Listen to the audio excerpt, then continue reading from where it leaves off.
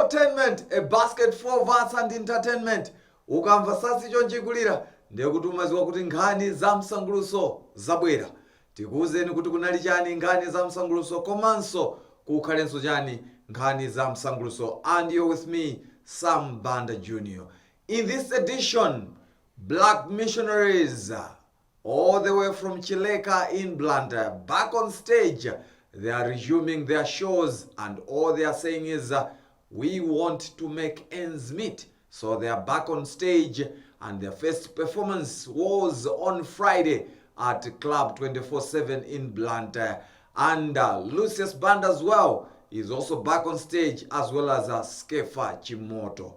Mr. and Miss Albinism in a campaign titled Kukongola Kowala. We speak to them. And again, Bishop Geoffrey Matoga publishes a book and is titled The Dream Leader. It will be launched on Wednesday at Sunbelt Mount Soji in Blantyre. We've got lots more to tell you on that. And this is Infotainment, as I said, on TTV. My name is Sam Banda Jr.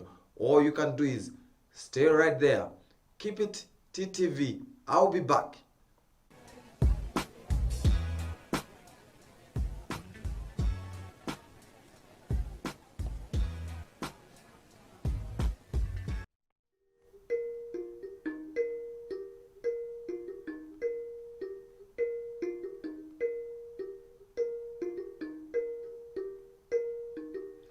Now we begin our program with news that artists who have been struggling, they are now starting to resume shows, despite that we still have the COVID-19 pandemic on the ground. Things haven't yet normalized as well.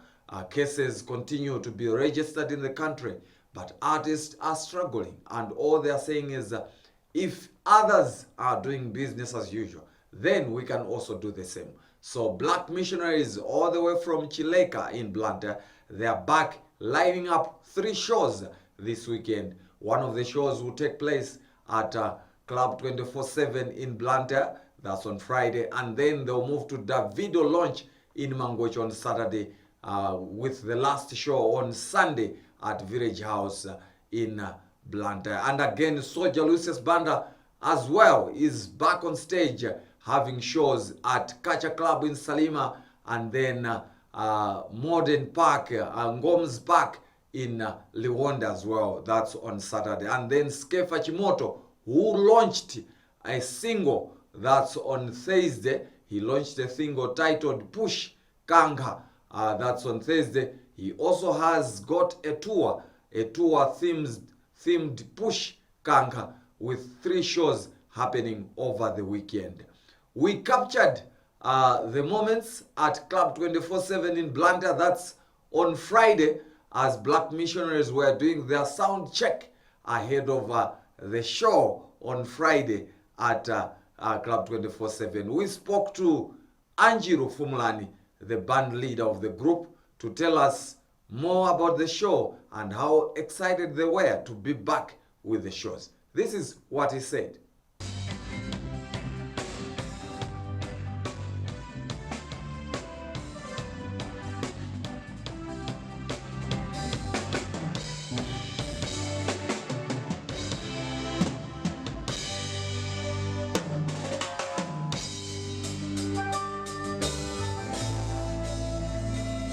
Muri rugendo ali sokuzidwa maso feso takuzidwa sombili ngati anthu maso ngati Malawi maso ngati anthu oimba COVID-19 ilipo ndithu ndipo twene kuti tisamale kuti tisipeze ndicho choti mlengi atisokolera tizoona kuti mpisa za kutuluka ali kwambiri, so anthu ambiri so mmodzi somwe yamu tasokolana kupeza bwino choncho kupera kuti akuye kuona kuti ulilo mene kompano kuta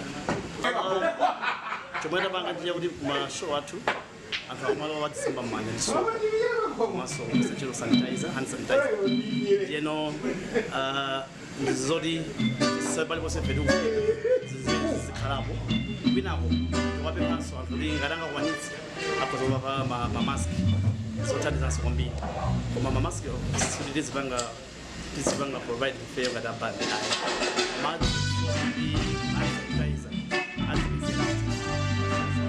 veje chikhala ndi chachonchi ndemva nthawi imene simapanga mashows nali busy pa project yakuimba ndemkunena pano mwezi wa July vakhala kumva masingles yakuimba mwezi wa mawa nditu akatizi masingles atsopano akuimba amabredo wamawema kutenga ndoti mashow ndiziyimba kayamba papa kuimba ndikuzideleza kuti mtendayi salikuze mtendayi sakupalikire kwambiri koma nkhani yakuti alisakuziwa kuti matendawa alipo matendawa ndiopsa kuti enieni yachikundiya kuti tingotsala njira zoyenera zimene asa umoyo kumapereka kuti satindire mtendasamene kupalikira.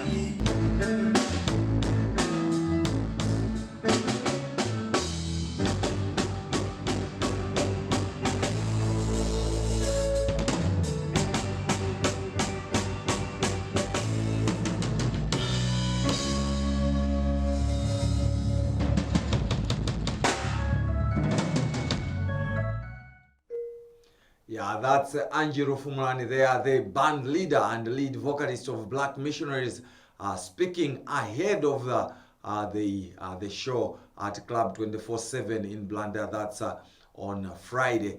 Actually, they were doing sound check ahead of the performance. And again, we also caught up with Anthony, Mr. Cool Makondesa, just to tell us how excited he was, as well as why they decided to come out and hold the shows since the government came out to say that artists should not resume shows because we still have COVID-19 pandemic amongst us, amidst us. So why start all those shows? And this is what Anthony Makondesa said.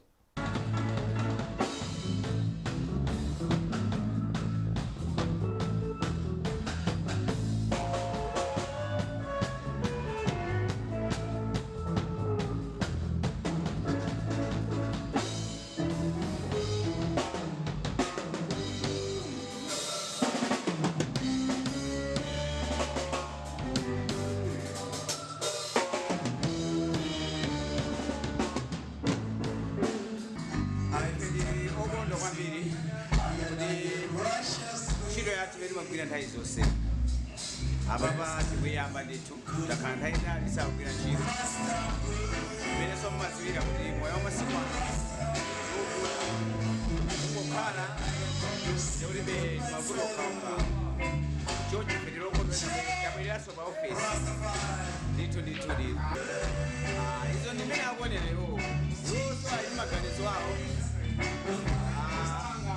iwo ifeso ndi maganizo amene machidwe athu madziwo ife kuti machidwe athu timayikwira chonchi zimene pamene tapezera zoshota pamene mama anzathu akugwira ntchito ena kuli konse andale akugwira ntchito yawo anzathu amabizinesi kaya amakalabu kusika alesa akupanga bizinesi moyenerera ife tokha oyipa amene amene tiyampira komanso ampira bola ifoti akupeza okena kake amalithakulandirabe malipiro awo koma ife oyimba sitilidwanyira chilichonse ine zathu inamba inayima chotero choti tikwene kuti tibwererenso pa stage kuti ifeyo moyo wathu sokhaleso bwino ndi kwamene akuletsa aoni maganizo awo koma ifeyo apapanayamba ndipo tikuyimanso kugwira ntchito pano kodi mangafe kwambiri paya kuti bwere mlini umenewo ndiponera kuti moyo wathu timanyikirira kuona kuti mene ubwera muli menewo ndiyo ya Malawi ikhala bwanji komabe ngakhale palizobwera zambiri zamuli lumenewo mulungu watitsogolera nditu walithandiza isuna iyo panga affect imene mayiko anzathu achitira yayi chotero anthu kuno Malawi kuno tikuthabe kuyenda kugwira ntchito zina ndi zinapo ndi apo nomo at least nomo chifukwa chake ifeso taonanso taminaso ife titasogwira ntchito at least nomo komano kuti tokwapera matenda amene wawa komafikabe kuthamala sana njira zonse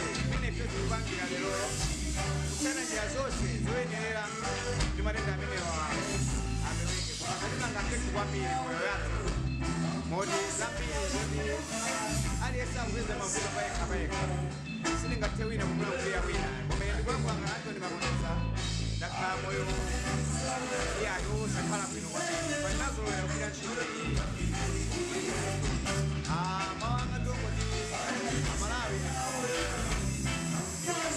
kwagwa mavuto akulonda ilanjitezo tithandizane kuthana ndi matenda amenewa koma sadatangitse kuti ena miyoyo yayo ichitike pamene ena miyoyo yayo ikhala bwino bwino matenda wanda amodzi sakuyang'ana wandale sakuyang'ana woyimba sakuyang'ana wampira sakuyang'ana wabize sakuyang'ana wogulitsa malonda kusika tonse ndi amodzi.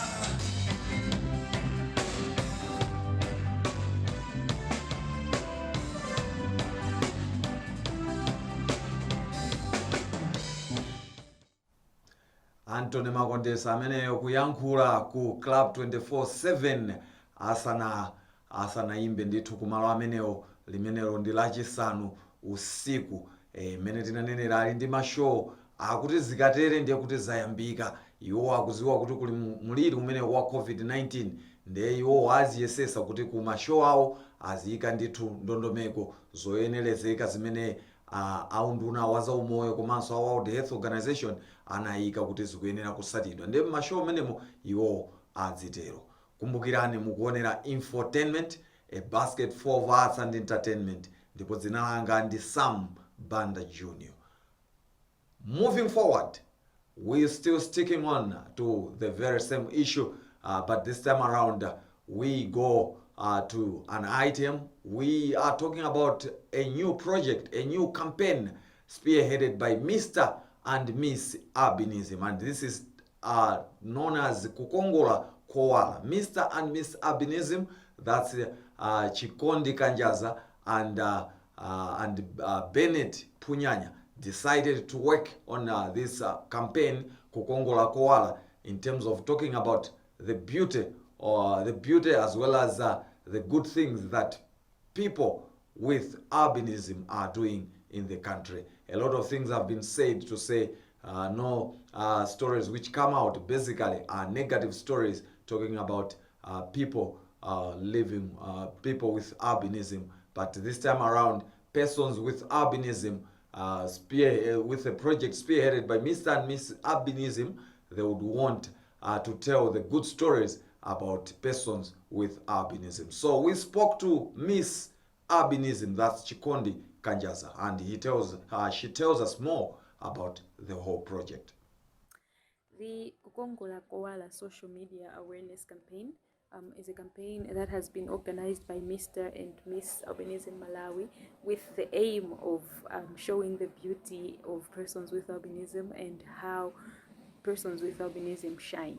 So we're inviting everyone to participate in the social media campaign, and it's not limited to persons with albinism only, but everyone else is asked to join the social media campaign. And this is how you're going to join.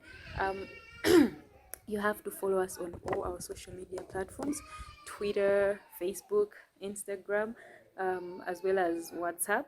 So you send your picture to all the various social media platforms, including WhatsApp. Send a picture of yourself. If you're a person with albinism, you send a picture of yourself and tell us how you shine and what makes you shine, and then you send that message with your picture. And if you're not a person with albinism, this is what you're going to do. You send your picture, or if you have a picture of yourself and a person with albinism that inspires you, you can send that as well. So you send a picture of yourself and tell us about any person with albinism that inspires you and why you think they shine. Okay, so you can send these messages to our various social media platforms. On Twitter, follow us on Twitter, Chikondi Kanjaza on Twitter, on Instagram as well, Chikondi Kanjaza, and on Facebook, Chikondi Kanjaza and Ben Punyanya.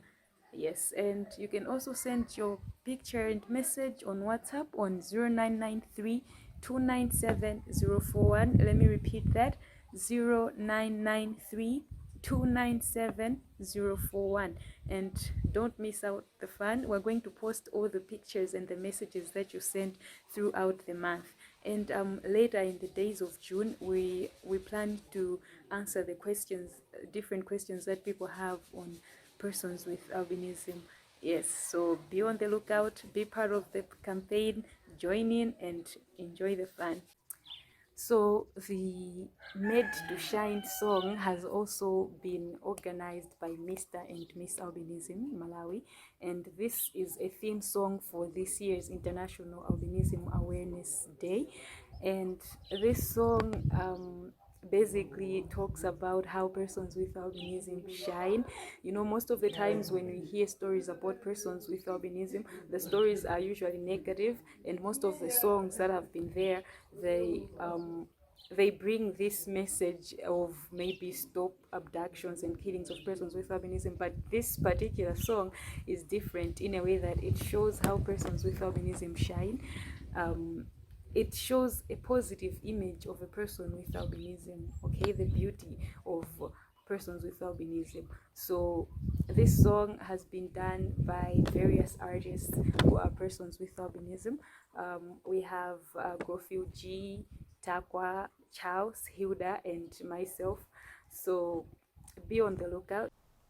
Yeah, that's Chikondi Kanjaza there, the Miss Albinism, telling us more about the Kukongola Koala campaign, which they are running the month of June. And then she also spoke about a song which they'll produce, and she's one of the players who has actually put in her efforts in terms of producing the song. As I said, remember you're watching Infortainment, a basket full of arts and entertainment, and my name is Sam Banda Jr.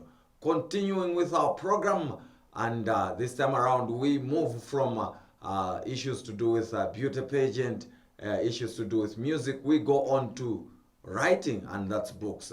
So Bishop Geoffrey Matoga has published a book. It's titled The Dream Leader.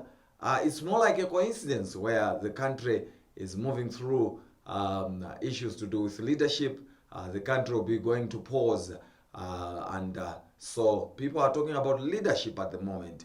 And we caught up with Bishop Geoffrey Matoga to tell us more about the book, and which will be launched at Sunbelt Mount Soji in Blantyre, and it will be launched on Wednesday. This Wednesday, it actually happens to be the birthday of Bishop Geoffrey Matoga. So we caught up with Bishop Matoga to tell us more about the book. It's not a coincidence. It's something that I observed over the years. I was here when Kamuzuk came. I was in a primary school. And over the years of the one-party system, I watched what was happening. And then we moved on to this multi-party democracy. We really expected that things would be very, very good. We thought the multi-party would be the answer to the problem. But now, being in the multi-party system and observing what has transpired over the dispensation of the multi-party democracy, then I began to say the problem is not probably the systems, neither the one-party system nor democratic system. Probably the major problem is the quality of the leaders themselves. So I embarked onto this exercise of finding qualifications or qualities that will qualify a leader to function as a leader in this country, to bring it to what God wants it to be. It is something that is packed with a lot of scripture, put a lot of word of God, yeah, just to show, because it actually comes from the counsel of Moses. In Deuteronomy chapter 17, he addressed the issue of choosing a king. It was a time when Moses had ruled for 40 years over through the wilderness, and he's gone through the wilderness. And this time, he is almost finishing off. The group that he started with died in the wilderness, and now he has a new group, the young children of those older people that started with Moses. So he was narrating to them the history of what has happened, but beyond that, he said to them, in case you want to choose a king, here are the qualifications. So he went round to speak about how to find the qualifications and choosing of a king. Yeah, I worked on this book almost 1.5 years. I had it almost ready. I had it ready for printing in November. Yeah, but it took a bit of time to get the right person, the right printer to do it. So it came out of the printer somewhere in March. Yeah, so that now I've decided I could launch it on my birthday. Yeah, that's Bishop Geoffrey Matoga telling us more about the book. It's titled The Dream Leader, talking more about leadership, what needs to be done, and it will be launched this coming Wednesday. That's at Sunbelt Mount Sochi in Blantyre. Remember, you're watching Infortainment, a basket for arts and entertainment, and my name is Sam Banda Jr. Kupitirira ndi program yathu ya Infortainment, ku Afro Motel kwakhala kuchitika zichitochito zosiyana-siyana, msanguluso, mashow osiyana-siyana ndakatulo, koma pakati pa kunati zi ndiye pakali pano anthu kumeneko kapena tinene kuti amene amayang'anira kumeneko aganiza kuti yayi tichibweresenso chinthu chija chiyambe kuonesa zinthu zosiyana-siyana. Ndiye la mulungu lino kumeneko ndithu kuchitika akuti pre-party imeneyi ndi imodzi mochita fundraise kapena kunena kuti kupeza ndalama zoti zithandizire gym imene ndithu ili kumeneko kuti anthu azikachita ndithu masewero olimbitsa thupi ndi zina zotero. Ndiye kuli ndithu la mulungu lino kuli ma activities osiyana-siyana amene akakhaleko kumeneko, kupatula ndithu kuchita masewero olimbitsa thupi, kukakhalenso zamayimbidwe ndi zina zotero. Ndiye tinayankhula ndi Laurent Phiri amene ndithu ali mmodzi mwa amene ndithu akukonza nawo mwambo umenewu. Nde iwo anatiuza zambiri za zimene akonzera pre-party imeneyi, akufotokoza. Tikukhazikitsa kapena kuti tikufuna kukhazikitsa gym, Afro Motel Gym Center. Nde iyi ndi fundraising imene tikufuna kuti tisonkhanitse chifukwa takhala tikupanga zathuzo pa mtetete popanda building ina iliyonse. Nde anatikomera mtima ine akamalo achina Selemani kuti mangira building iyo. Nde taona kuti ayi ifenso ndife othekera tiyitanitse anthu tibwere amene takhala tikuchita zitsulo ndi zina zoterozo, tisonkhane tichite limodzi kuti tikakhonze pamalo paja tipamalizitse bwinobwino. Zonsezi zikachitika posangalala.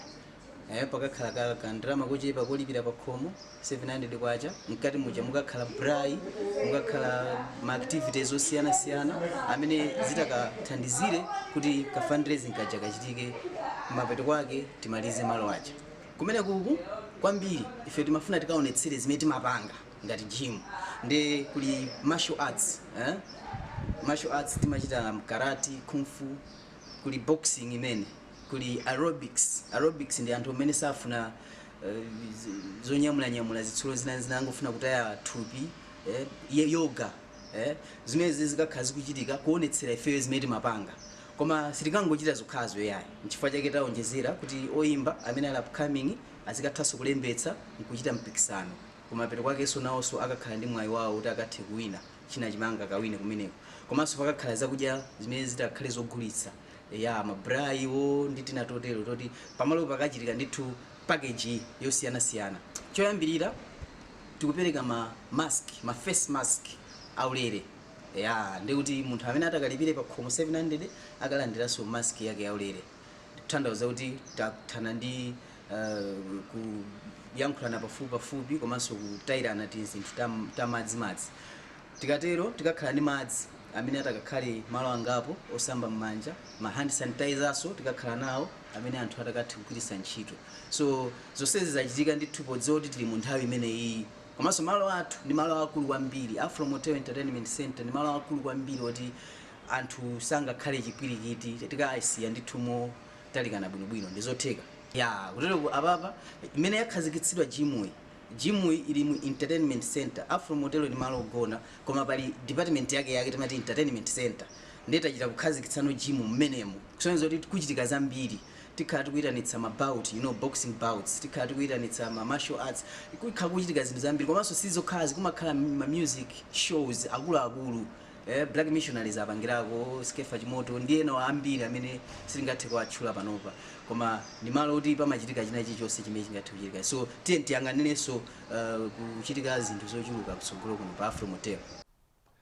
Amenewo ndi Laurent Phiri kutiuza zambiri za pre-party imene ichitike ku Afro Motel ku mzinda wa Blantyre. Afro Motel yayang'anizana ndi Wenera Bus Depot. Kumachitika ndithu zosiyana-siyana kumeneko ndi pakali pano akufuna kuti achite revive ma activities amenewo. To some AOBs now, Film Association of Malawi, FAMA, has postponed the elections which were supposed to take place on Friday that's at Copyright Society of Malawi Kosoma offices in Lilongwe. The elections were expected to see a battle between veteran filmmaker Shemu Joya as well as the current president Isaiah Mkandawire. But then it has been postponed and the tentative date is that it might take place next year in June. Of course, some members were angry with the decision, but then due to logistical challenges, they decided not to hold the elections. That's what happened during the Film Association of Malawi FAMA annual general meeting, which took place. But then the elections did not take place, so they've been postponed to next year in June. Gwamba, a musician who is based in South Africa, has said that he will sponsor up-and-coming musicians, sponsoring them with helping them out to produce music videos. So he will do this every month. He will be sponsoring an artist, and this starts the month of June and it will go all the way to June. This is part of helping out to uplift talent in the country, because he also went through the same to be where he is now. On that note, we've come to the very end of Infortainment, a basket full of arts and entertainment. But before I go, Anzatu, our United Forum for Music Development, UFMD, amenewa na also akukangalika ndizochitika ndiye pakali pano iwo akonza mpikisano wa ma artist umene ukuchitika online kuti iwo azichita record nyimbo zawo akena kutumiza, ndipo opambana azalandira ndithu mphoto zimene zizaperekedwe pa June 21 imene ili World Music Day. Ndiye tinayankhula ndi a chairperson wa gulu limene la United Forum for Music Development apa Pantume, amene anatiuza zambiri za mpikisano umenewo. Komanso iwo anadandaulapo kuti kampeni imene ikuchitika pano ndi zipani palibe amene waonesapo chidwi kunena kuti azathandiza anthu aluso mziko muno. Ndiye iwo aitana ndithu kunena kuti kodi makampeni mmene manifesto aonese kuti iwo akufuna kuzathandiza anthu aluso. Ine dzina langa ndi Sam Banda Jr. Thank you for being there. This has been Sam Banda Jr., as I said, and this is Infotainment. I'll leave you with an interview which we had with UFMD chairperson Papa Ntume. I'm out of here. Ciao. Utenga wanga kupita kwambiri kwa azitsogoleri amene ali ndi chidwi kuti ayime nawo pa mpando wa president. Azitsogoleri wa amatipirisa ntchito kwambiri foimba misonkhano yawo ya ndale, mmaona ambiri tukimba misonkhano ya ndale, koma ano chimene chikukhumudwitsa nchonena kuti sakukambako kuti anthu aluso tikalowa mboma tizawachitira chani. Ndendi pemphono kwa atsogoleri amenewa ano kuti akalowa mboma ndithu achitepo kena kake kusonyeza kuti awakumbukire anthu aluso makamaka